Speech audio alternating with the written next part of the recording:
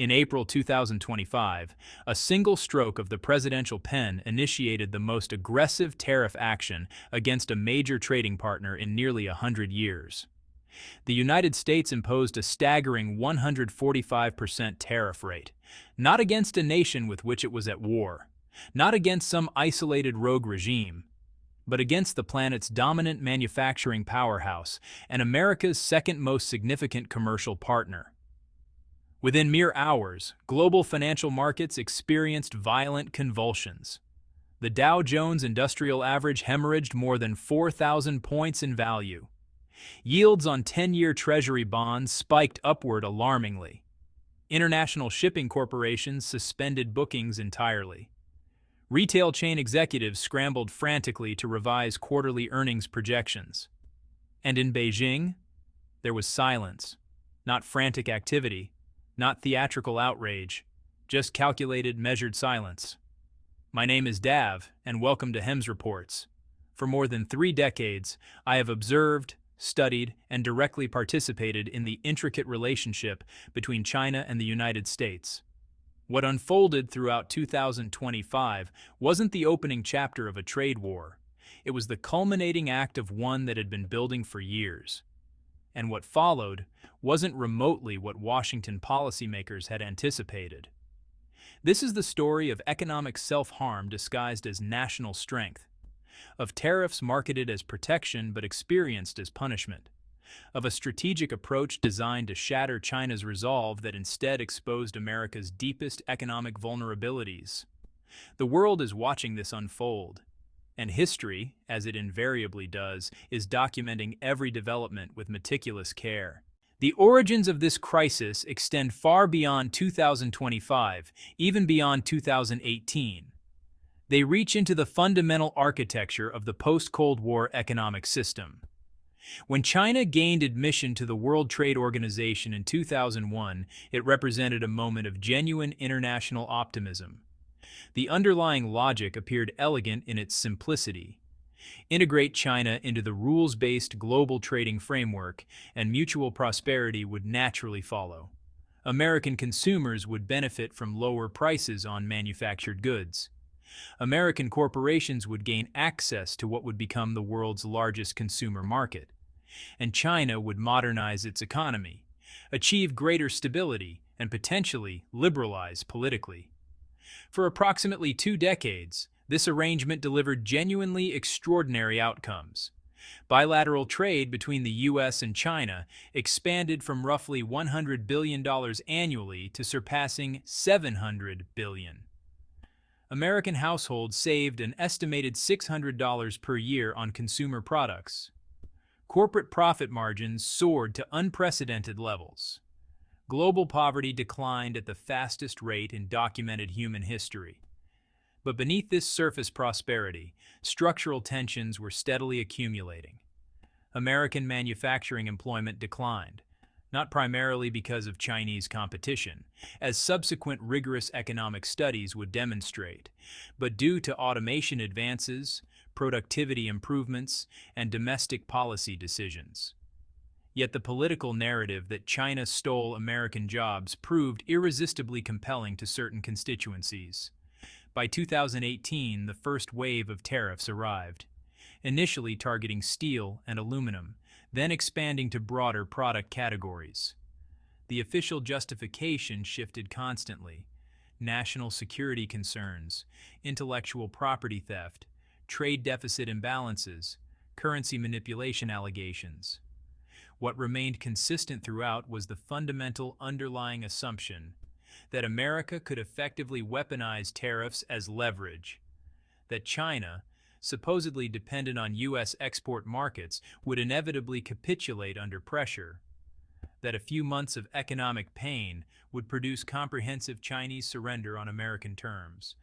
That assumption was catastrophically mistaken. By 2024, U.S.-China bilateral trade hadn't collapsed as predicted. Instead, it had reorganized. Supply chains had diversified strategically.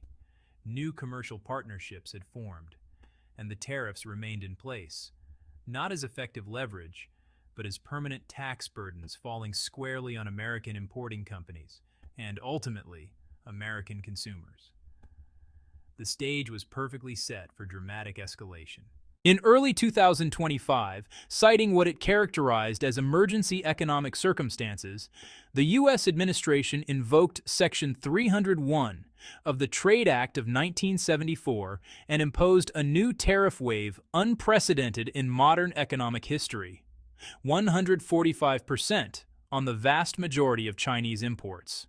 The scope was absolutely staggering. Consumer electronics, industrial machinery, medical equipment, textiles, toys, furniture, virtually every category of merchandise flowing from Chinese ports to American shores faced this punitive barrier. The official justification was presented as straightforward punish China for unfair trade practices and force manufacturing to return to American soil. The economic reality proved considerably more complex. Within weeks, the consequences became painfully visible across the American economy. Retail prices on consumer goods began climbing noticeably. Small businesses dependent on Chinese manufactured components faced impossible dilemmas: absorb the catastrophic cost increases, transfer them to customers, or simply close their doors permanently. Major retail chains issued profit warnings to investors. Inflation expectations, which the Federal Reserve had spent 2 exhausting years attempting to anchor, became completely unmoored from their targets. The bond market, often described as the most ruthlessly honest arbiter of policy credibility, delivered its harsh verdict. Long-term Treasury yields rose sharply, signaling profoundly diminished confidence in U.S. fiscal management. The dollar, paradoxically, weakened against a basket of major currencies, a troubling indication that global investors were beginning to fundamentally question America's economic stewardship. This wasn't a demonstration of economic strength. It was a revelation of strategic desperation, and China's response: measured, strategic, patient. In Beijing, there was no panic, no theatrical countermeasures, no threats of financial warfare or economic retaliation spiraling out of control. Instead, there was methodical calculation. China's immediate response was proportional tariffs on approximately 84% of U.S. imports entering China, strategically focusing on agricultural commodities, fossil fuels, and manufactured products where alternative international suppliers were readily available. But the genuine response was structural and far more consequential than the immediate tit-for-tat measures. For years, China had been quietly, systematically diversifying its commercial relationships worldwide. The Belt and Road Initiative, whatever criticisms one might level at its implementation, had successfully created infrastructure networks and commercial connections spanning Southeast Asia, Central Asia, Africa, and Latin America. The Regional Comprehensive Economic Partnership, RCEP, had formalized advantageous trade arrangements with 14 Asia-Pacific nations, creating the world's largest free trade bloc. When American tariffs struck with full force, these alternative channels effectively absorbed much of the economic shock. Chinese exporters demonstrated remarkable flexibility. Products that previously flowed directly to American ports were rerouted through Vietnam, Malaysia, and Mexico. Sometimes the goods were transformed through additional manufacturing steps. Sometimes they were simply rerouted through third countries. Supply chains proved far more adaptable than Washington strategists had assumed possible. Simultaneously, China dramatically accelerated domestic consumption initiatives. Government policies actively encouraged internal demand development. The nation's 1.4 billion consumers became an increasingly viable and substantial market for Chinese manufacturers, reducing dependence on external demand. This wasn't desperate improvisation in response to American pressure. This was the execution of preparation, years of strategic patience now bearing tangible fruit. The mathematical reality. Who actually pays? Let me be absolutely precise about what these tariffs actually represent in economic terms. A tariff is not a financial punishment extracted from the exporting country's government or businesses. It is a tax collected at the border, paid by the importing company, and then inevitably passed along to the end consumer. When the United States imposes a 145% tariff on Chinese manufactured goods, it is categorically not extracting payment from Beijing. It is extracting payment from American families purchasing those goods. Consider the straightforward mathematics involved. A Chinese manufactured television that previously retailed for $300 now costs over $700. A laptop computer that cost $800 now exceeds $1,900. Children's clothing, kitchen appliances, furniture, medical devices all became dramatically more expensive virtually overnight. The Peterson Institute for International Economics calculated that the average American household would pay over $2,400 more annually as a direct result of the 2025 tariff escalation. For working-class families operating on tight budgets, this represents a devastating reduction in real purchasing power and living standards. American farmers, meanwhile, confronted a different variety of catastrophe. China had been the single largest export market for U.S. soybeans, pork products, and numerous other agricultural commodities. Chinese counter-tariffs effectively closed that enormous market overnight. Farm incomes across the American heartland plummeted. Bankruptcy filings among family farms rose sharply. The federal government was ultimately forced to provide emergency financial subsidies, taxpayer money compensating farmers for economically self-inflicted wounds created by government policy. The tourism sector suffered equally severe damage. Chinese visitors had historically represented the highest per capita spending demographic among all international tourists visiting the United States. As diplomatic tensions escalated and visa processing slowed to a crawl, Chinese tourism to America declined by over 40% within months. Hotels, restaurants, retail establishments, and entertainment venues hemorrhaged billions in lost revenue. Manufacturing, ostensibly the primary beneficiary of protectionist policy, showed mixed results at absolute best. Some limited reshoring of production occurred, but at dramatically higher costs that made American products less competitive globally. Manufacturing facilities require years to construct. Sophisticated supply chains require decades to develop properly. Skilled industrial workforces require generations to cultivate and train. The notion that tariff barriers could instantly recreate American industrial capacity was always an economic fantasy disconnected from industrial reality. China's counter-tariffs, by contrast, were carefully engineered for maximum political impact combined with minimum economic self-harm. Soybeans could readily be purchased from Brazil and Argentina. Fossil fuels could be sourced from Russia and Middle Eastern producers. Commercial aircraft could be ordered from European manufacturers like Airbus. This wasn't emotional revenge.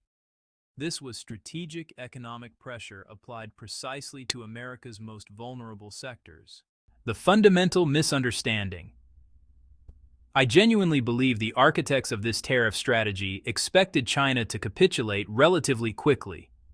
They believed China's economy, still substantially dependent on export revenues, couldn't sustain prolonged economic confrontation. They believed economic pain would translate directly into overwhelming political pressure on Beijing's leadership. They believed China's government, facing various internal challenges, would prioritize economic stability over national sovereignty and dignity. These beliefs reflected a profound fundamental misunderstanding of China's political system, historical experience, and national psychology. China has endured far greater hardships than tariff-induced economic slowdown. The century of humiliation, devastating famines, the Cultural Revolution's chaos. Each generation carries living memories of genuine suffering, not the inconvenience of slightly higher consumer prices, but existential national struggle for survival. The Communist Party of China derives its fundamental political legitimacy not from quarterly GDP growth figures, but from the ongoing project of national rejuvenation and restoration of China's historical position. The Chinese population's tolerance for economic difficulty when framed as serving national dignity and independence is substantially higher than Western analysts typically assume or acknowledge. Moreover, China's economic structure had evolved dramatically. In 2010, exports represented over 25% of total GDP. By 2024, that figure had contracted to under 18% and continuing to decline. Domestic consumption, services sectors, and technology innovation increasingly drove economic growth rather than export manufacturing. The assumption that China would economically break under tariff pressure proved completely incorrect. Instead, China adapted its economic model, and the pressure designed to force concessions instead accelerated China's determined pursuit of technological self-sufficiency. In semiconductors, in commercial aerospace, in advanced manufacturing, precisely the sectors where America sought to maintain permanent dominance, China doubled research investment, accelerated development timelines, and explicitly accepted short-term costs in exchange for long-term independence from American supply chains. The tariffs didn't weaken China's national resolve. They clarified China's strategic mission with perfect clarity. The data tells the story. Let us examine the empirical evidence with precision. In 2024, prior to the tariff escalation, U.S. GDP growth had stabilized at approximately 2.4%. Inflation had declined to near the Federal Reserve's 2% target range. Unemployment remained at historically low levels. By mid-2025, the economic picture had transformed dramatically. Inflation had surged to over 5%. Driven overwhelmingly by import cost increases. GDP growth projections had been revised sharply downward to under 1%. Consumer confidence indices had plummeted to levels not witnessed since the 2008 financial crisis. Retail sales data showed consecutive monthly declines. In China, meanwhile, the economic impact was real but notably contained. GDP growth slowed to approximately 4.2%, below the government's target certainly, but remaining solidly positive. Inflation remained relatively modest. Unemployment rose in export-dependent coastal regions, but was partially offset through government stimulus programs and internal labor reallocation to domestic-focused industries. The trade flow data revealed an equally significant story. U.S.-China bilateral trade volumes declined as expected, but China's total global trade actually continued expanding. New commercial partnerships with ASEAN nations, with the European Union, with emerging economies across the global south partially compensated for lost American market access. Perhaps most significantly from a strategic perspective, other nations began actively hedging their positions. Traditional U.S. allies, Japan, South Korea, Australia, even members of the European Union, declined to fully align with American trade restrictions against China. They carefully maintained substantial commercial relationships with China while managing political pressure emanating from Washington. The world wasn't decoupling from China as American strategists had envisioned. It was diversifying around American unilateralism. The Ghost of Smoot-Hawley. History, honestly, offers devastatingly clear warnings about protectionist trade policy, yet Washington chose to ignore those warnings entirely. Back in 1930, facing severe economic difficulty, the United States Congress enacted the Smoot-Hawley Tariff Act. It raised import duties on more than 20,000 categories of imported goods to record-breaking levels. The stated intention was to protect American farmers and manufacturers from foreign competition during economic hardship. But the actual result was economic catastrophe. Trading partners retaliated right away with their own tariff barriers. Global trade volumes collapsed by over 60% within 3 years. The domestic industries these tariffs were supposedly designed to protect suffered terribly as export markets closed worldwide. The Great Depression, which was already underway, deepened substantially and lasted for years longer than it might have otherwise. Economists from every part of the political spectrum, from free market conservatives to Keynesian interventionists, share absolute consensus that Smoot-Hawley exemplifies counterproductive protectionism at its worst. It remains a cautionary tale, prominently featured in every international economics textbook. Yet, in 2025, the United States essentially repeated this catastrophic error on an even grander scale. The tariff rates imposed on Chinese goods exceeded Smoot-Hawley levels, and the target economy was far larger, far more deeply integrated into global supply chains, and far more capable of sophisticated and effective retaliation. One must genuinely ask, did policymakers simply not know this well-documented history? Or did they believe, against overwhelming historical evidence, that somehow this time would be different? Either answer is, frankly, profoundly troubling. The domestic political reckoning. By autumn 2025, domestic political pressure on the U.S. administration had intensified dramatically. American voters, who were initially receptive to tough rhetoric about standing up to China, began experiencing direct material consequences in their daily lives. Grocery bills rose noticeably. Holiday shopping became measurably more expensive. Small business owners, the celebrated backbone of American communities, started appearing on local news broadcasts, describing impossible financial choices between survival and closure. Agricultural states that had provided crucial electoral support faced ongoing economic devastation. Farm debt reached record levels. Tragically, suicide rates among farmers increased substantially. The promised Phase 1 and Phase 2 comprehensive trade deals remained perpetually unfulfilled. Corporate America, initially cautious and restrained in its public criticism, grew increasingly vocal in opposition. Retail industry associations published detailed economic analyses documenting direct consumer harm. Manufacturing trade groups complained loudly about critical component shortages disrupting production. Technology companies issued warnings about losing competitive positioning as Chinese firms accelerated independent development. The Federal Reserve confronted an impossible policy dilemma with no good options.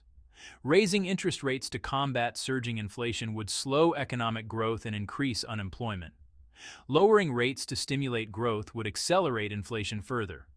The tariffs had created a classic stagflationary trap with no clean exit strategy. Perhaps most consequentially for America's long-term position, U.S. global credibility suffered measurable damage. For decades, the United States had championed free trade principles, rules-based commerce, and the multilateral institutions governing global economic interactions. Now, it was blatantly violating those very principles unilaterally, invoking emergency powers of highly questionable legal legitimacy. Allied nations questioned whether American commitments would be honored reliably. Trading partners questioned whether negotiated agreements would be respected. The dollar's role as the global reserve currency, already facing long-term structural challenges, came under renewed and intensified scrutiny. Power exercised without accompanying wisdom inevitably becomes weakness. This is an ancient truth that Washington painfully rediscovered throughout 2025. China's consistent position. China's official stance has remained remarkably consistent throughout this entire period. Allow me to articulate it with clarity.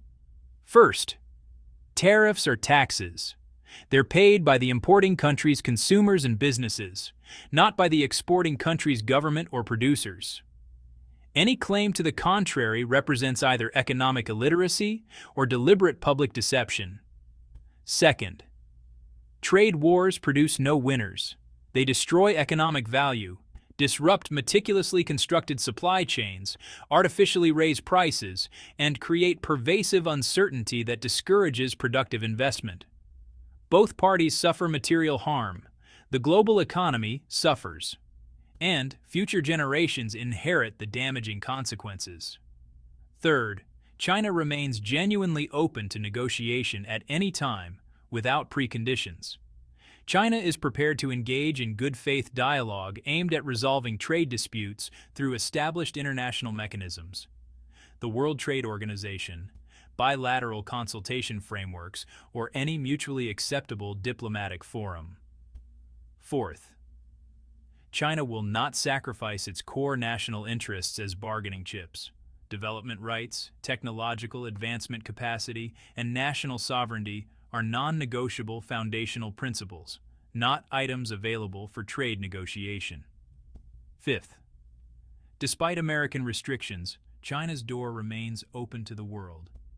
China continues actively reducing tariffs on imports from willing commercial partners, opening additional sectors to foreign investment, and integrating more deeply into the global economic system.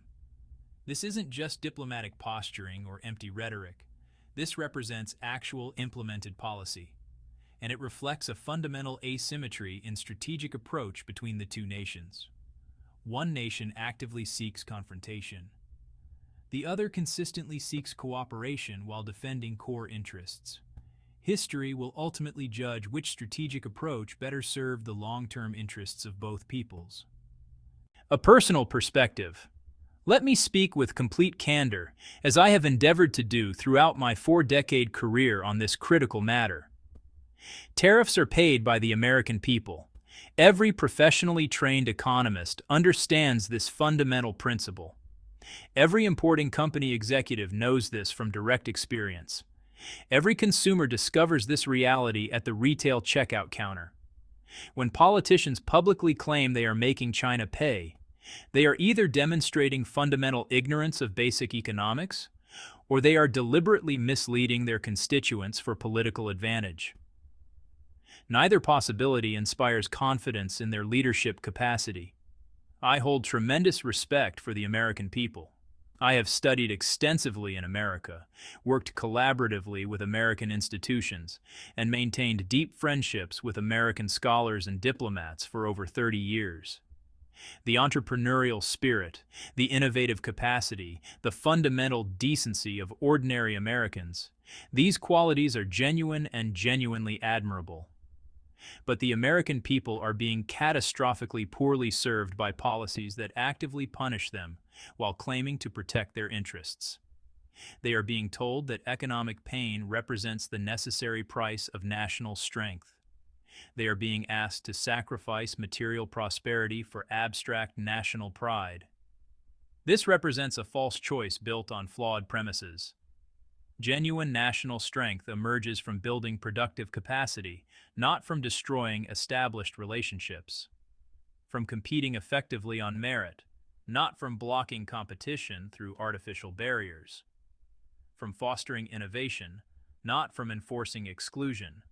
The nation that invests systematically in its people, develops its industries strategically, and engages constructively with the global community will prosper over time. The nation that hides defensively behind tariff walls while blaming external actors for internal policy failures will inevitably decline. China does not wish to witness American decline. A prosperous, stable, globally engaged America benefits the entire world, and specifically benefits China's interests as well. We are not destined to be enemies by historical necessity. We are economic competitors by circumstance and potential partners by deliberate choice.